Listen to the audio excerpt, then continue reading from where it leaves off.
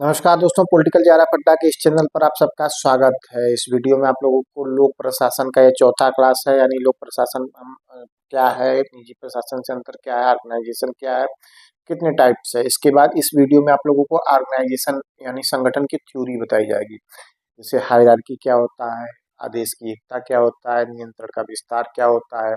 ये सारी जो थ्योरीज वाली चीजें हैं, ये आप लोगों को इस वीडियो में बताया जाएगा।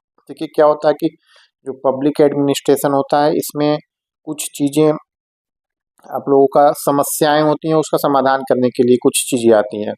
तो इस वीडियो में आप लोगों को क्या उसकी थ्योरीज है जो पब्लिक एडमिनिस्ट्रेशन के क्षेत्र में बताई जाती है, वो बताया जाएगा। आइए हम लोग शुरू करते हैं। तो देखिए संगठन क्या होता है, इसमें जो समस्याएं आती हैं उसको किस तरह से सुधार किया जाता है आदेश की एकता के द्वारा, पद सोपान के द्वारा, यही सब बताया गया है इसमें। तो इसमें विद्वानों के भी मत हैं, जैसे लूथर गुलिक, उर्विक, हेनरी फेयोल, टेलर, विलोबी आदि लेखक जो होते हैं, इतने लेखक अपने अपने सिद्धांत देकर उन समस्याओं को दूर करने का प्रयास किया है अपने हिसाब से। जैसे फ्रेडरिक टेलर जो है वो कार्य कुशलता बढ़ाना चाहते हैं, और मितव्ययिता के लिए वैज्ञानिक प्रबंध, साइंटिफिक थ्योरी दिए हैं। हेनरी फेयोल की बुक का नाम है 1960 में आई है, ये बुक का नाम है जनरल एंड इंडस्ट्रियल मैनेजमेंट, में इन्होंने अपने विचार व्यक्त किए हैं। लूथर गुलिक और उर्विक की जैसे बुक है papers on science of administration, इसमें इन्होंने अपने विचार व्यक्त किए हैं। आइए हम लोग शुरू करते हैं। पद सोपान, जो हम लोग का आज का मेन टॉपिक है, वो हायरार्की। पद सोपान क्या होता है? तो पद सोपान एक ऐसे सिस्टम होता है जिसके आधार पर प्रशासनिक ढांचा निर्मित होता है। इसका जो अर्थ है वो अर्थ है श्रेणीबद्ध प्रशासन। श्रेणीबद्ध प्रशासन से मतलब ये होता है कि प्रशासन जो है वो एक श्रेणी में रहेगा।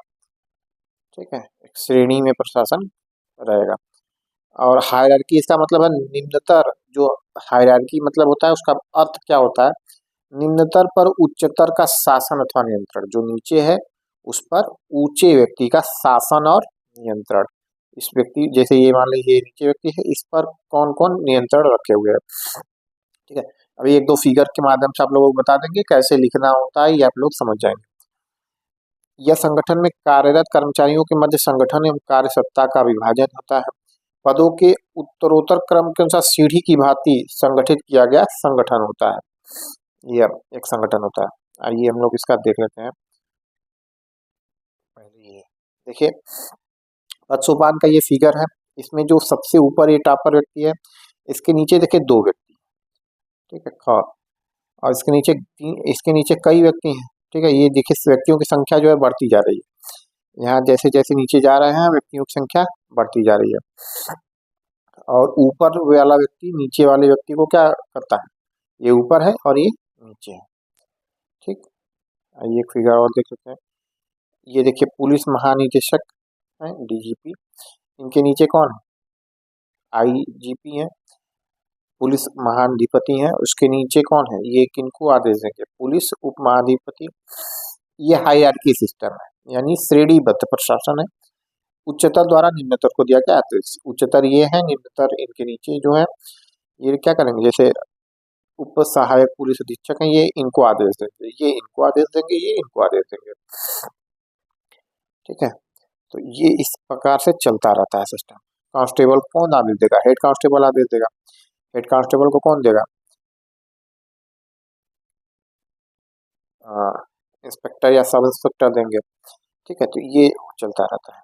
आइए हम लोग कहाँ देख रहे थे? उच्चतर को निम्नतर द्वारा दिया गया, निम्नतर को उच्चतर द्वारा दिया गया आदेश होता है। तो निम्नतर व्यक्ति उच्चतर व्यक्ति के प्रति उत्तरदायी होता है, यानी जो नीचे रहता है वो अपने से ऊपर जो रहेगा। कांस्टेबल क्या है? हेड कांस्टेबल के प्रति उत्तरदायी रहेगा। हेड कांस्टेबल एसआई के प्रति उत्तरदायी रहेगा। एलडी वाइट के अनुसार पद सोपान संगठन के ढांचे में ऊपर से नीचे तक के उत्तरदायित्व के अनेक सोपानों द्वारा उच्च और अधीनस्थ का संबंध है।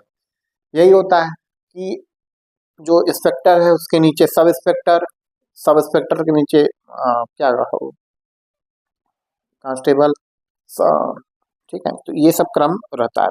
इस पद्धति में आज्ञाओं का सूत्र ऊपर से नीचे की ओर और उत्तरदायित्व नीचे से ऊपर की ओर चलता है। जो आज्ञा कौन देगा? ऊपर वाला व्यक्ति नीचे वाले को वो आज्ञा देगा, और उत्तरदायित्व कौन काम करेगा? नीचे वाले काम करके ऊपर बताएंगे कि हम ये काम करनी है।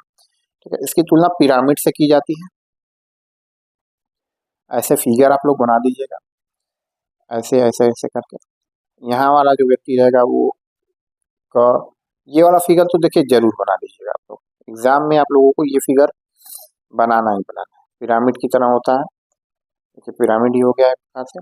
और यहाँ ये एक कम व्यक्ति होते हैं, ये नीचे की तरफ व्यक्तियों की संख्या बढ़ती जाती है।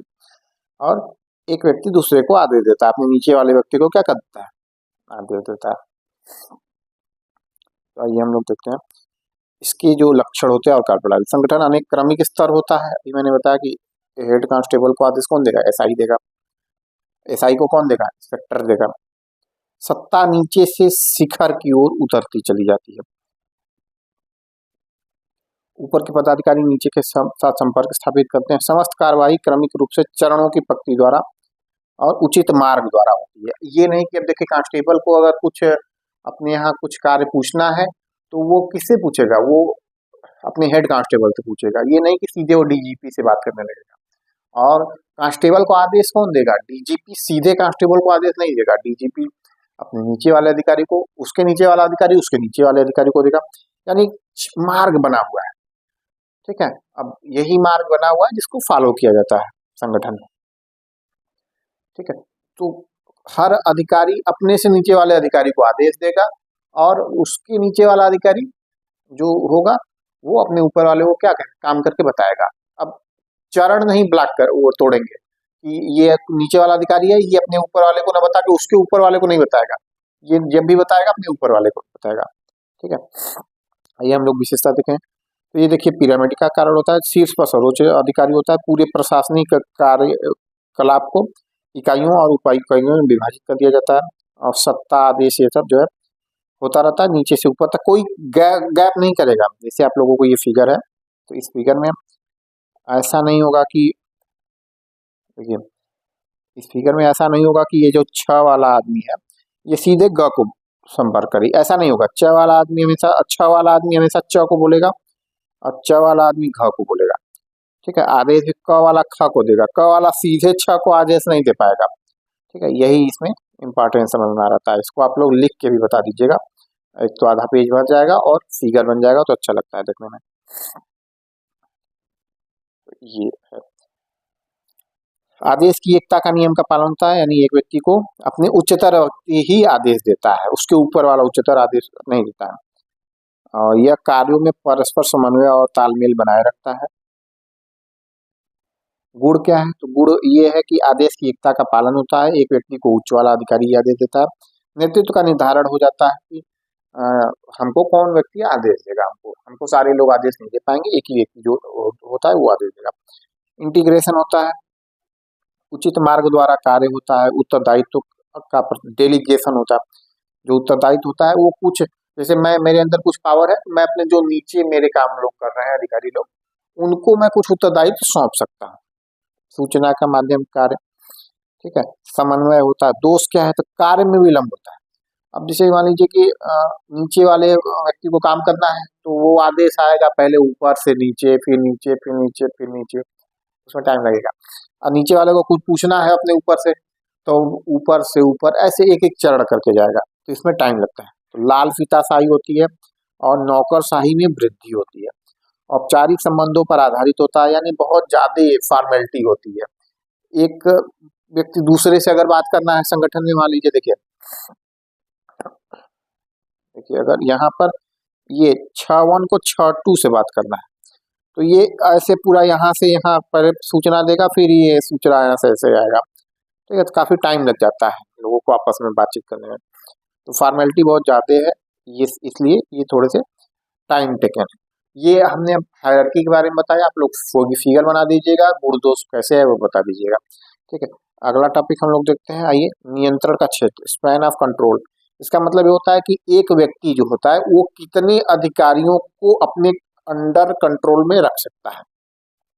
एक उच्च अधिकारी अपने अधीन कितने कर्मचारियों का कार्य का नियंत्रण कर सकता है, यही नियंत्रण का क्षेत्र से मतलब होता है। इसकी अर्थ हम लोग देखते हैं तो यह वास्तव में निगरानी की सीमा है, बताता है कि कितने लोगों को। देखिए ये जो है दिया गया है किसके द्वारा, एवी गिरेकुनास, बहुत ही विद्वान व्यक्ति हैं। इन्होंने ध्यान के विस्तार क्षेत्र का वर्णन किया है। जियाउद्दीन खान के अनुसार नियंत्रण की सीमा उन मातहतों या इकाइयों की संख्या है जिनका संचालन प्रधान कार्यकारी कर सकता है। देखिए एक व्यक्ति के अंडर में कितने लोगों को रखें कि नियंत्रण कार्य अच्छे से संगठन में हो सके। अगर मान लीजिए बहुत कम लोगों को रखें तो संगठन में कार्य होगा, अगर अधिक ज्यादा लोगों को रखें तो संगठन में कार्य होगा नहीं होगा। तो मीडियम में कितने लोगों को रखें कि जैसे एक व्यक्ति अगर एक व्यक्ति को देख रहा है तो लोगों की बहुत ज्यादा संख्या आपकी आवश्यकता पड़ेगी, और अगर 10 लोगों 20 लोगों को देख रहा है तो कार्य अच्छे से नहीं हो पाएगा। तो कितने लोगों को रखे ताकि सब दोनों जगह बैलेंस हो। तो इस संदर्भ में हम लोग आइए विद्वानों को मत देखते हैं। तो फ्यूल कहते हैं शिखर पर स्थित प्रबंधक अपने नीचे 5 या 6 से अधिक कर्मचारी नहीं होनी चाहिए, फ्यूल का कहना है। उर्विक का कहना है कि आदर्श संख्या 4 होगी, और निम्न स्तर के कर्मचारियों के लिए 8 या 12। ग्रेकुनास कहना है कोई अधिकारी 5 या 6 अधीनस्थ कर्मचारियों से अधिक का कार्य का निरीक्षण नहीं कर सकता है। तो ग्रेकुनियास वाले का याद कर लीजिएगा, फ्यूल का याद कर लीजिएगा आप लोग। नियंत्रण का क्षेत्र के निर्धारक तो आइए देखते हैं कि अब ऐसा तो है नहीं कि 5 6 बता दिया गया तो वही मानक है। अगर मान लीजिए कोई कार्य है जिसमें 10 से 12 भी हो सकते हैं। देखिए कार्य, इसके लिए जो क्या प्रकृति है वो कार्य है। अगर कार्य जो है जो मेरे अंडर मान लीजिए रखना है व्यक्ति को, अगर मेरे कार्य से समान है तो मैं अधिक लोगों को देख सकता हूँ। अगर मैं वो कार्य जानता ही नहीं हूँ तो मैं कम लोगों को देख पाऊंगा। समय देखिए, यदि संगठन पुराना स्थायी जमा हुआ है तो नियंत्रण के क्षेत्र मतलब अधिक हो सकता है। स्थान देखिए, कार्यालय अगर लोगों का दूर दूर है तो हमको जाने में टाइम लगेगा, वहाँ हम अधिक से अधिक लोगों का निरीक्षण नहीं कर पाएंगे। व्यक्तित्व तो देखिए, अगर हमारी क्षमता व्यक्तित्व तो है तो हम अधिक लोगों को देख पाएंगे, ये भी निर्भर करता है। ग्रेकुनास फार्मूला है ये देखिए, इसमें ग्रेकुनास ने बताया है कि एक व्यक्ति कितने लोगों का निरीक्षण करेगा तो कितने संबंध होंगे, और ये फार्मूला के द्वारा इन्होंने बताया है कि 5 या 6 व्यक्तियों का वो निरीक्षण करे। तो फार्मूला जो है वो R = N/2।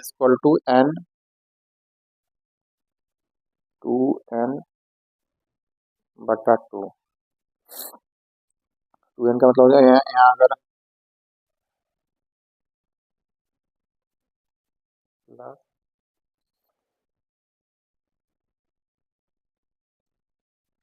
N - ठीक है, ये फार्मूला है। इसमें संबंध होता है ग्रेकुनास में इकहरे संबंध, प्रत्यक्ष सीधे संबंध, आड़े तिरछे संबंध, ये बताकर उन्होंने बताया है कि 5 या 6 व्यक्तियों का संबंध होना चाहिए। देखिए हम लोग नियंत्रण का क्षेत्र का गुण देखते हैं। तो गुण में यह है कि जितना छोटा होगा उतना लाभप्रद होगा, प्रधान कार्यकारी पर भार कम होगा, और विलंब तथा भ्रम कम होंगे, और कार्यकुशलता बढ़ेगी, मनोबल बना रहेगा। ठीक है, आधुनिक समय में हम लोग जब देखते हैं ग्रेकुनास के लिए, ये देखिए ये फिगर है यहाँ पर एक व्यक्ति के अंदर में यहाँ ये 2 लोग हैं, और इन 2 के अंदर में ये 4 लोग हैं इंस्पेक्टर, और ये जब 8 है तो अब यहाँ 5 हो गया। एक एक इंस्पेक्टर के अंदर में 5 ये है, और अब इसके अंडर में 5 है, और इसके अंडर में भी कितने हैं 5 है। तो यहाँ यहाँ जो नियंत्रण है वो कितना हुआ 5 है। 5, एक व्यक्ति 5 लोगों को देख रहा है। यही देखिए आप लोगों को बताया जा रहा था कि एक व्यक्ति कितने लोगों को देख रहा है, 5 लोगों को देख रहा है। 200 पर 1000 है, यानी 1 पर 5 है। ठीक है, एक व्यक्ति कितने को देख रहा है, 5 को देख रहा है।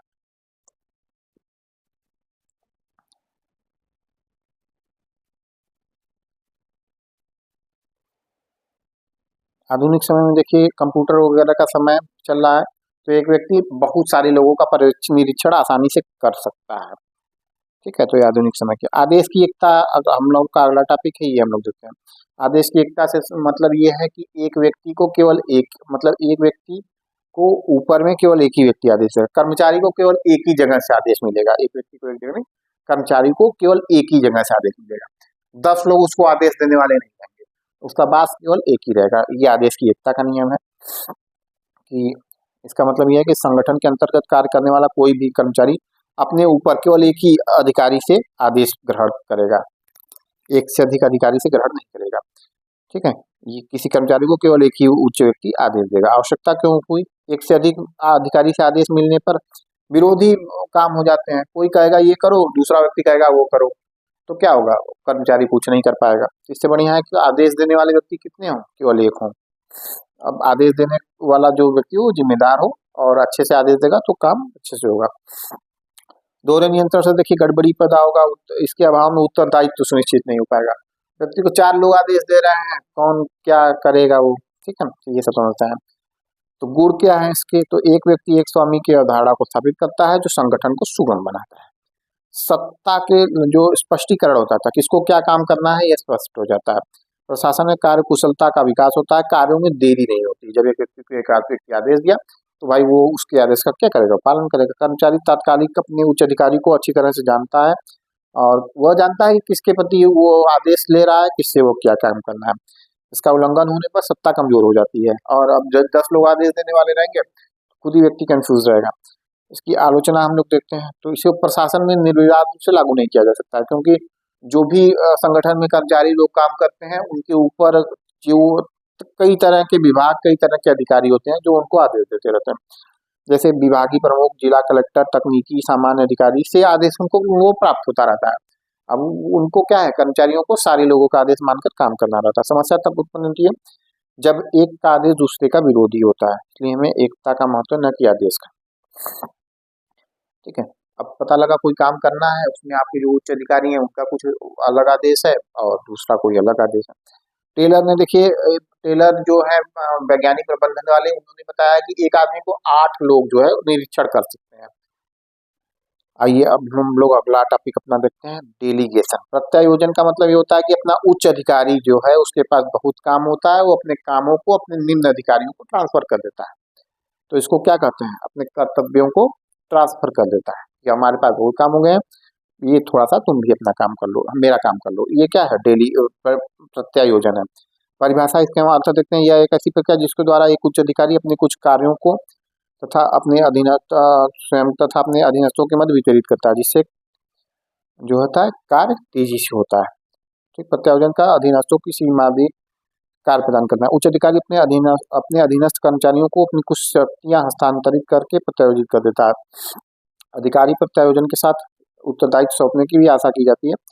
उत्तरदायित्व तो नहीं सौंपता है, उत्तरदायित्व तो सब उसी का रहता है। जो उच्च अधिकारी रहेगा उसी की जिम्मेदारी सब रहेगी। काम में अगर गलती होगी तो निम्न अधिकारी दोषी नहीं माना जाएगा, उच्च अधिकारी दोषी माना जाता है। आवश्यकता क्यों है? देखिए, मानवीय अपूर्णता का पूरक। यह मानवीय सीमाओं और क्षमताओं का विस्तार करता है, क्योंकि कोई भी व्यक्ति सभी कामों में दक्ष नहीं होता है।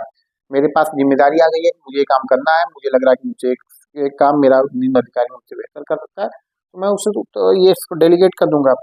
प्रबंधकीय गुणों का विकास होता है, जो निम्न कर्मचारी होता है उसमें उन लोगों में भी अपना प्रबंधकीय गुणों का विकास होता है। तकनीकी जटिलताएं जो है एक व्यक्ति नहीं समझ सकता है, इसीलिए वो अपना काम को डेलीगेट कर देता है। अगर मान लीजिए हमारे पास कोई काम आया, मुझे लगता है कि मुझसे बढ़िया काम ये हमारे विभाग में ये लोग कर सकते हैं, तो उनको दे दिया जाए। नैतिक स्तर सबका बढ़ता है, प्रबंधकीय कार्यों में दुविधा होती है, सुविधा होती है। प्रबंधकीय कार्यों में सुविधा होती है, जब ट्रांसफर कर दिया जाता है तो सुविधा होती है, तत्काल निर्णय लिए जा सकते हैं, कार्यभार हल्का हो जाता है। तब तो देखते हैं इसमें क्या क्या होता है। तो अधिकार प्रदान किया जाता है, कार्य का वितरण कर दिया जाता है। अधिकार यानी मेरा पास कुछ काम है, मैंने दूसरे व्यक्ति को ट्रांसफर कर दिया अपने नीचे, ये अधिकार ट्रांसफर हो गया। कार्य का वितरण कर दिया, मान लीजिए 4 लोगों में किया तो 4 लोगों को अलग अलग मैंने काम दे दिया। उत्तरदायित्व तो निर्धारित कर दिया जाता है। अब देखिए इसके प्रकार क्या है। तो लिखित या मौखिक प्रत्यायोजन, यानी हम लिखित रूप से दे दिए कि अब हमारे काम ये करेंगे, या मौखिक रूप से बता दिए।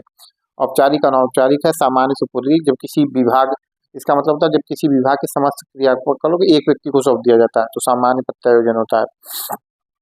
जब व्यक्ति को कुछ विशिष्ट क्रियाएं दी जाती हैं तो उसको विशेष कहते हैं। और ये सब चीजें हैं। प्रत्यक्ष अथवा प्रत्यक्ष प्रत्यायोजन में उच्च अधिकारी अपनी सत्ता के कुछ भाग सीधे रूप से अधीनस्थ को सौंपते हैं। अप्रत्यक्ष में बीच में एक या कुछ मध्यस्थ को भी रखते हैं। कठिनाई देखते हैं क्या होता है। तो जो है निर्दोष योग्यता का अभाव उच्च अधिकारी में है। उच्च अधिकारी अब ये सोचेगा कि अधीनस्थ व्यक्तियों को कार्य सौंपने लायक नहीं है, मिथ्या भ्रम है।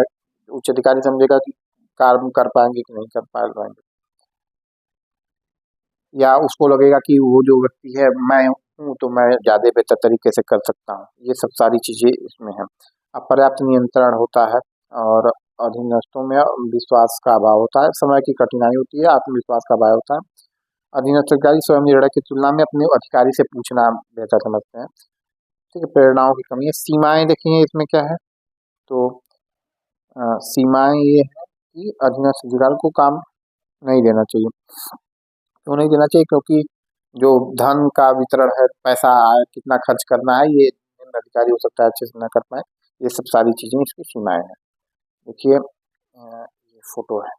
फोटो आदेश की एकता वाले टॉपिक में फोटो है कि एक व्यक्ति अगर इसको आदेश देंगे तो कार्य अच्छे से समन्वय तरीके से होता है। अगर 50 लोग आदेश देंगे तो ये फोटो आप लोग बना लीजिएगा। तो इस वीडियो में हम लोगों ने आप लोगों को बताया कि जो संगठन होता है उसमें जो समस्याएं आती हैं उसके लिए थ्योरी दी गई है, जैसे पद-सोपान हायरार्की की थ्योरी है। इसका मतलब क्या होता है कि उच्च व्यक्ति निम्न व्यक्ति को आदेश देता है, उच्चतर द्वारा निम्नतर को दिया गया आदेश क्या है, हायरार्की सिस्टम है। और इसमें ये सब आप लोगों ने पढ़ा, फोटो भी देखा पिरामिड वाला फोटो को जरूर बना देना है। और उसके बाद विशेषताएं हम लोगों ने देखी, गुण देखा, दोष भी देखा, नियंत्रण का स्वयं देखा कि एक व्यक्ति कितने कर्मचारियों का निरीक्षण कर सकता है। इसका मतलब ये होता है ग्रेकुनाथ ने बताया 5 अच्छे को कर सकता है। ग्रेकुनाथ का एक फार्मूला भी होता है। फोटो भी बना दीजिएगा आप लोग अच्छे से, गुण दोष भी होता है इसका। ठीक है, वीडियो देखने के लिए बहुत बहुत धन्यवाद। चैनल पे हमारे जुड़े रहिएगा।